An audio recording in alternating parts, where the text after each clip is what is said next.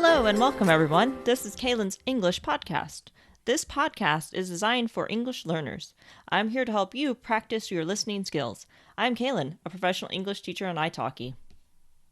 Today's episode covers idioms. Idioms are phrases, sayings, or a group of words with a non-literal meaning and have been accepted in common usage. I will give you the idiom, its meaning, explain how to use them, and some examples. Our first idiom is mint condition, which means that something used that looks new. My car is in mint condition and only has 1,000 miles on it. Your computer looks to be in mint condition, even though it is 2 years old. I kept my phone in mint condition. It is difficult to keep some items in mint condition as they get used quite often. I have kept my wedding dress in mint condition by having it preserved as I wanted to keep it forever. My nephew is happy-go-lucky most of the time. I wish I could always be happy-go-lucky. Happy-go-lucky means cheerful. Dogs are mostly happy-go-lucky as they just want to make us happy too. When on vacation, it can be easy to have a happy-go-lucky attitude as you can just relax. I hope to be happy-go-lucky soon as I have been extremely busy lately. RipOff is our next idiom, and it means the act of stealing. It also means plagiarism and financial exploitation. This shop always rips me off. Their prices are far too high. I hope I don't get ripped off while on vacation. She ripped off her essay from Steve. Some musicians have been accused of ripping off other people's songs. This bag is a rip-off of Gucci. I have done 3 idioms thus far, and now I'm getting a second wind to do even more.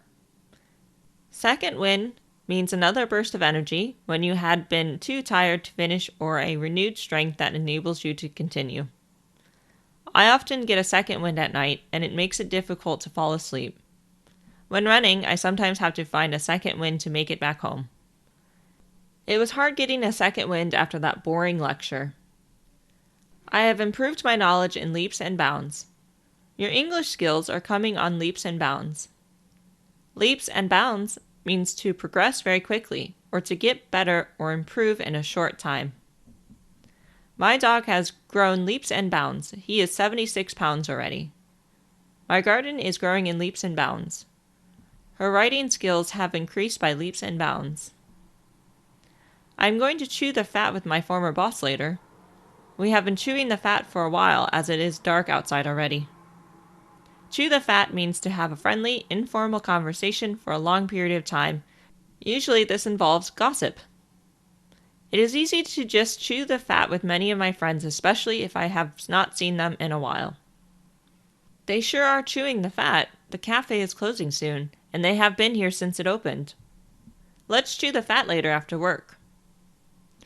Out of the fire and into the frying pan is our next idiom, and it means that a situation is going from bad or difficult into an even worse one. She came out of the fire and into the frying pan when she decided to take on more work. I lost my job and now my car broke down. I have come out of the fire and into the frying pan. Your goose is cooked means that a person's actions have been discovered and that he or she is in trouble. Your goose is cooked. Mom found out that you threw a party while she was gone. His goose was cooked when they found the evidence in his car. Her goose was cooked when they viewed the CCTV footage. My goose will not be cooked as my parents will never find out what I have done. Our final idiom is actions speak louder than words, and it means believe what people do and not what they say. This one is best used by itself. So I will give you some examples of when you can use it. You may have a friend that takes time for you regularly, thus their actions speak louder than their words. Perhaps someone in your life has done something cruel to you or someone else. You may say that their actions speak louder than words. Before I end this episode, here are the idioms once more. Mint condition, happy-go-lucky, rip off, second wind, chew the fat, out of the fire and into the frying pan.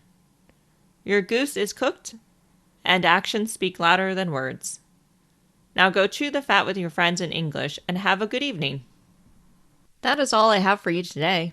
I hope you enjoyed. If you'd like more content, then please subscribe to this podcast. You can also support me on Patreon. Find me by typing in Kaylin Teacher. On Patreon, you can gain early access to the podcast and transcriptions. Follow me on Twitter and Instagram at Kaylin_teacher. Thank you for listening. I hope you all have a great day. Until next time, bye!